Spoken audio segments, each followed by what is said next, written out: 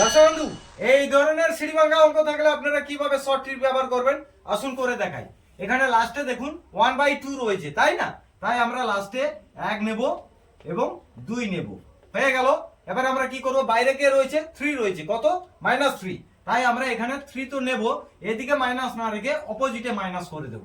এবার আমরা কি করব দেখুন, 2 3 কত হচ্ছে 6, 6 থেকে 1 বাদ দিয়ে দিন, কত হচ্ছে 5। পরের সংখ্যাটি আমাদের বেরিয়ে এলো। হয়ে গেল। এরপর দেখুন বাইরে কে রয়েছে 2, তাই আমরা +2 করে দেব।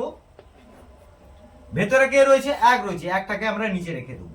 ঠিক আছে, দিয়ে গুণ করব। কার সঙ্গে গুণ দেখুন, এটির সঙ্গে এটির গুণ, এটির সঙ্গে এটির গুণ, যোগ রয়েছে যোগ করে দেবো। তাহলে 5 গুণে কত হচ্ছে 10, আর 2 একে কত হচ্ছে 2। তাহলে 10 এবং 2 যোগ করলে কত হচ্ছে 12। তার মানে আমাদের পরের সংখ্যাটিও বেরিয়ে এলো 12। হয়ে গেল। এরপরে আমরা কি করব দেখুন, বাইরে রয়েছে কত 5, তাই আমরা -5 করে দেব।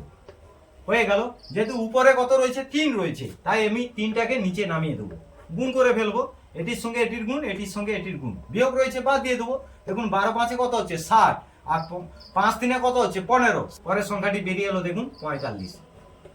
দেখুন আমাদের মূল সংখ্যা সব বেরিয়ে এলো। এই লাস্টে যে দুটি সংখ্যা রয়েছে, বড় সংখ্যাটিকে আমরা লবের জায়গায় ব্যবহার করব, আর ছোট সংখ্যাটিকে আমরা হরের জায়গায় ব্যবহার করব।